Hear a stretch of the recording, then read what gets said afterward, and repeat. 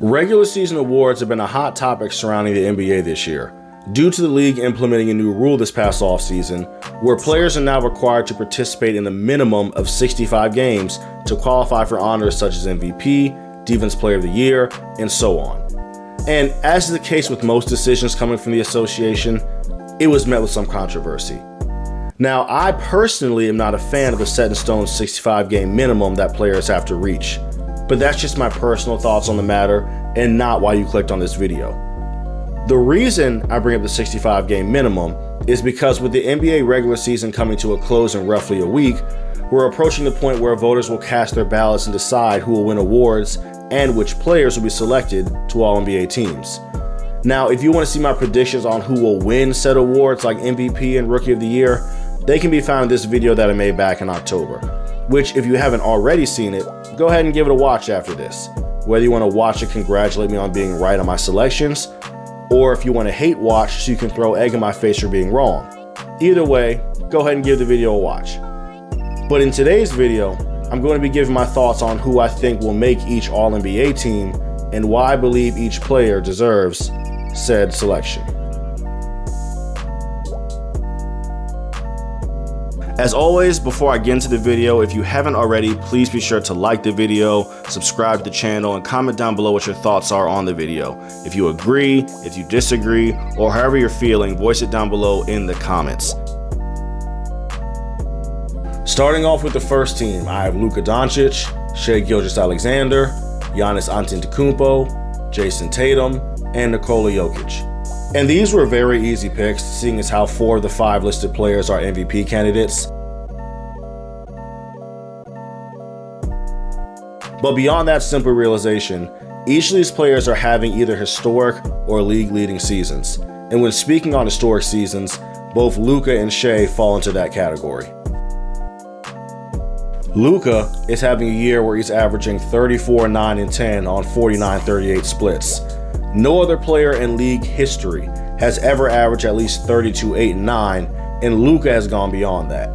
He's also had a 73-point game this year on 91% true shooting. He broke the NBA record for consecutive 30-point triple-doubles with 6 in a row, and as a result of his elite passing and scoring presence, 2 of his teammates, Derek Lively and Daniel Gafford, had the highest field goal percentage in the entire league. Damn, this is good! This is good! Man, Foodie done did it again! Foodie too good! Foodie too good! Foodie too good! He's so good! Shai Gilgeous is averaging 35 and 6 on 54-36 splits, and when the season ends, he'll be only the 4th player in league history to average at least 30 points with 5 assists and a block and a steal per game. The other 3 players being LeBron James, Michael Jordan, and Dwayne Wade, which is elite company to be in. He has led the OKC Thunder to being a top 2 seed in the Western Conference and broke Kevin Durant's former franchise record by scoring 50 30-point games in a season. Now, Giannis doesn't need much explanation. Giannis is Giannis. 31, 11, and 6 speaks for itself. But Giannis is on pace to be the first player ever to average north of 30 points per game on better than 60% shooting from the field. How do you do that? How do you do that? Now, Jason Tatum is on here not just because he's having an excellent season, 27, 8, and 5 on 47-38 splits, but in my opinion, I have him on here in large part due to the Celtics' overall success and because he's the best player on the team with the best record in the league. And while I hate that line of logic when it comes to rewarding players, in this case, it's an exception to the rule. 60 plus wins is a lot.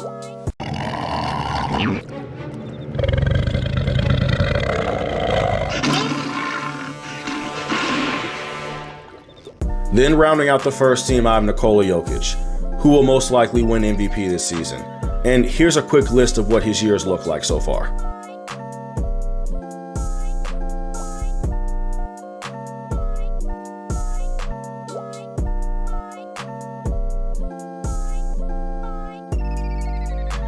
Now, the second team is where things get interesting. I have Anthony Edwards, Jalen Brunson, LeBron James, Kevin Durant, and Domantas Sabonis.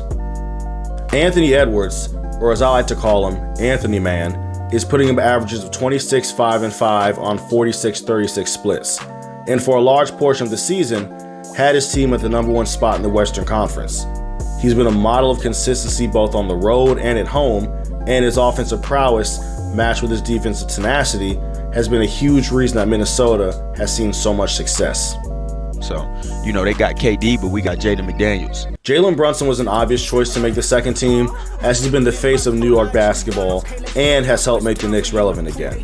His averages of 28, 3, and 6 on 47-39 splits are sensational, but what I believe makes Jalen great is how, in the absence of both Julius Randle and OG Anunoby, the Knicks didn't fold. They'd gone on several 4+ game winning streaks, and during that time, Jalen has been averaging 30 points per game while being the catalyst of everything on offense and locking in on defense. Motherfuck the big three, nigga, it's just big me, nigga, boom. What? I'm really like that, and your best work is a... LeBron and KD need little to no explanation why they're both on here. The only reason why either of them are not on the first team is because they're both on play-in teams. Have they both played better than Jason Tatum this year? In my opinion, yes, they both have. But we're talking about two play-in teams versus a player leading a team to 60+ wins. Again, I hate that line of thinking, but that's probably how it's going to go. And then that leads us to Domantas Sabonis, who's actually been putting together a career season with averages of 19, 13, and 8 on 60-38 splits. Offensively, he's been a wizard for the Kings, as he's posted a league-leading 71 double-doubles and 26 triple-doubles. He's toward the top of the league in virtually every rebounding, assist percentage, and offensive-defensive value metric, and has not only been the offensive engine for his team, but he's also been a pretty good defender for the Kings. He's essentially, when you think of Sabonis, think of him as the Charmeleon to Jokic's Charizard. And then we have the third team, where I have Devin Booker, Steph Curry, Tyrese Halliburton, Kawhi Leonard, and Anthony Davis. And in a vacuum, it's weird to see some of these names on the third team, especially given the seasons they're having, but welcome to the NBA in 2024. The league's the most talented it's ever been in history. In his first season primarily running the point, Devin Booker has posted averages of 27, 4, and 7 on 49-37 splits. He's turned into a very efficient passer, which as a result has only made things easier for him as a scorer. Now for Curry, while he hasn't had the most mind-boggling season that we're used to seeing him have, he's still putting up averages of 26, 4, and 5 on 44-40 splits. But what makes this season special for Steph is he's been doing everything, and I mean everything in his power to keep the Warriors afloat and stay in position to compete in the play-in. And he's been doing that against all odds. And I do mean all odds.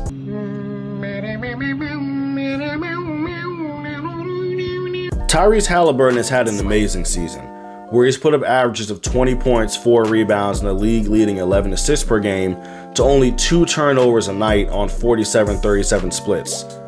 Through his passing, he generates around 29 points per game for his teammates. And when you include his own personal scoring, Tyrese is an offensive engine that is responsible for an average of roughly 50 points per game. Kawhi Leonard's been having a very quiet and, in my opinion, underrated in a season that's not talked about enough. 23, 6, and 3 with a block and a steal per game on 52-41 splits is nothing to shake a stick at.